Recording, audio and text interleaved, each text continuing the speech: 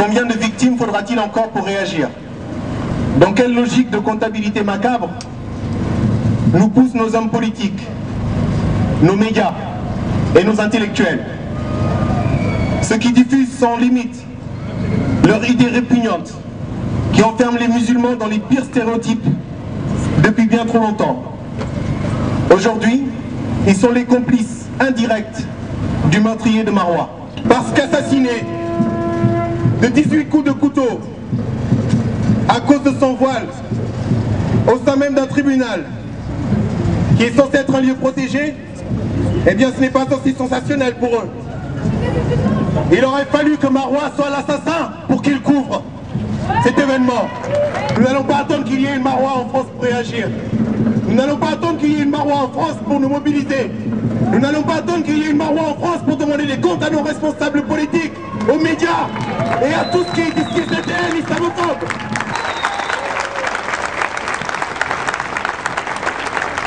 Notre sœur Maroua a été tuée non pas pour ce qu'elle a fait, mais pour ce qu'elle est, musulmane, ce qui est exactement la définition du racisme.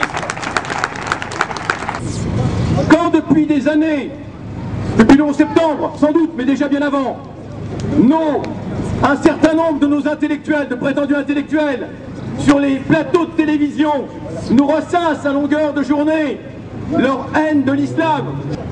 Quand on a eu cette affaire des caricatures du prophète, dans l'indifférence, on nous disait que c'était de la simple liberté d'expression.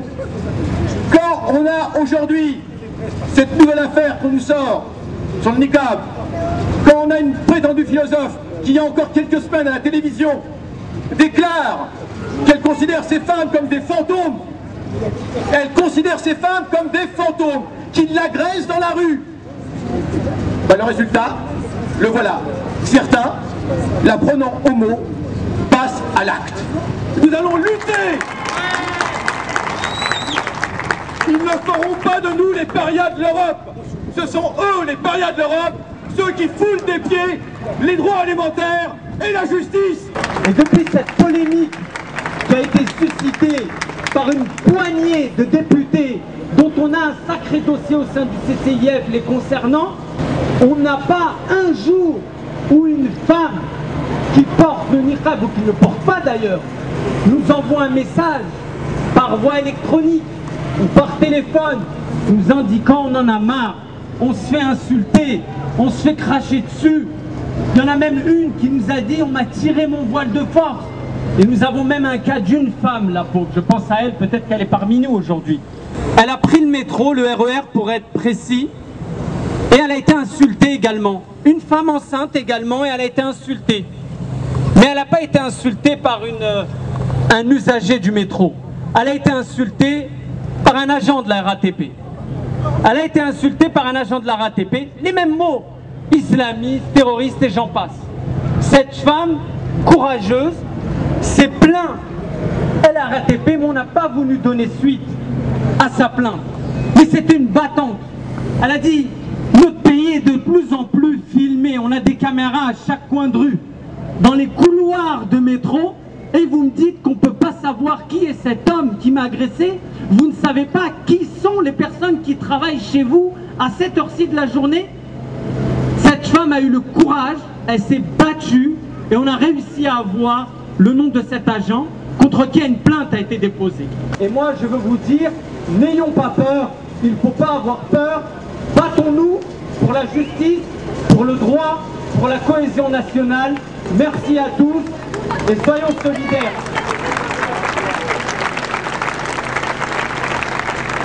J'ai envie de vous parler aussi d'un autre frère qui est mort à Argenteuil.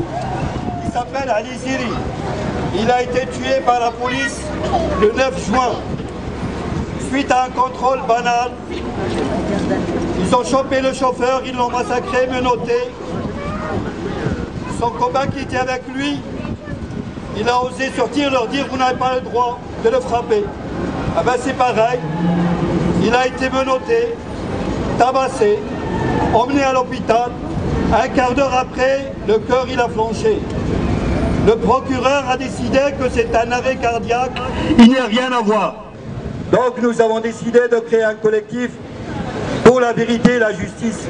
C'est à nous de prendre les choses en main, c'est à nous de nous mobiliser, c'est à nous de nous organiser, c'est à nous de faire en sorte que ce crime-là soit le dernier, c'est à nous de faire en sorte qu'aucun crime ne reste impuni, que l'opinion publique soit au courant, que les victimes soient défendues. C'est à nous de le faire, personne d'autre ne le fera à notre place. En tant que parlementaire, je me sens tout à fait obligée de dénoncer le silence des élus, le silence complice des médias.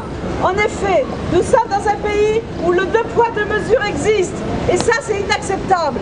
Si demain, comme hier encore, des actes antisémites, des actes judéophobes ont lieu, eh bien les staffs des médias sont présents. On le sait, les responsables politiques se battent pour être devant. Or aujourd'hui, lorsque c'est la communauté musulmane qui est touchée, tout cela sont absents. Et ce silence, nous devons le condamner. C'est tout à fait inacceptable. Si nous n'arrivons pas à nous mobiliser, à créer ce rapport de force, pour montrer que nous existons, que nous constituons une force, que nous resterons ici à nous battre pour cette justice, nous continuerons à nous battre jusqu'au bout, que nous ne lâcherons pas partout, là où d'autres meurent, où d'autres tombent sous les balles de cette injustice, que ce soit à Ali Argenteuil, que ce soit Marois en Allemagne, que ce soit partout en Europe, nous ne continuerons pas à accepter, et ce rapport de force, nous en portons la responsabilité. L'islamophobie, aujourd'hui, elle ne stigmatise pas seulement, elle ne caricature pas seulement, mais elle tue.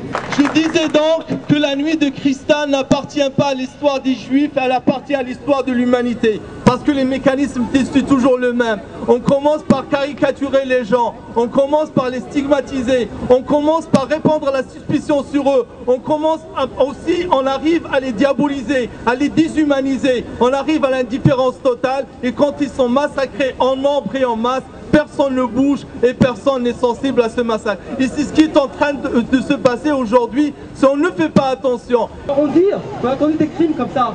Tout à fait, c'est pas vrai. Il y a toujours eu des crimes. Des nuits de cristal, il y en a eu une l'année dernière, en Corse. Rappelez-vous la Corse. Des épiciers qui brûlaient, les mosquées qui brûlaient, qui étaient cassées. C'était une nuit de cristal. 2 week-ends de suite. Qui a bougé? Personne. Levons la tête.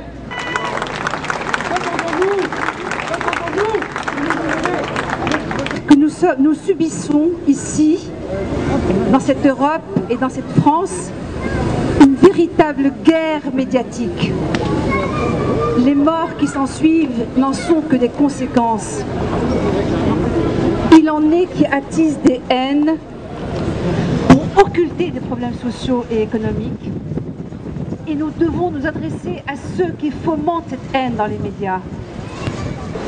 Nous devons absolument nous battre contre cela. Ne laissons pas la mer et les houles de haine se déverser sur nous. Nous ne sommes pas responsables des crises financières, économiques et des guerres qui sont menées contre nous. C'est pour vous dire notre solidarité en tant que mouvement antiraciste que nous sommes ici aujourd'hui.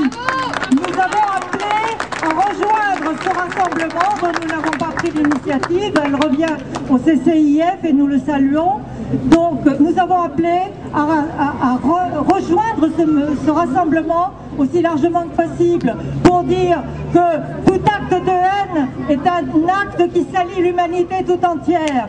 Et par conséquent, nous continuerons à agir solidairement avec toutes les victimes. Nous continuerons à agir par les moyens qui sont les nôtres, c'est-à-dire par l'action juridique, l'action judiciaire et l'action citoyenne sur l'opinion publique et auprès des pouvoirs publics. Ce sont là nos moyens d'action et nous continuerons à les mobiliser.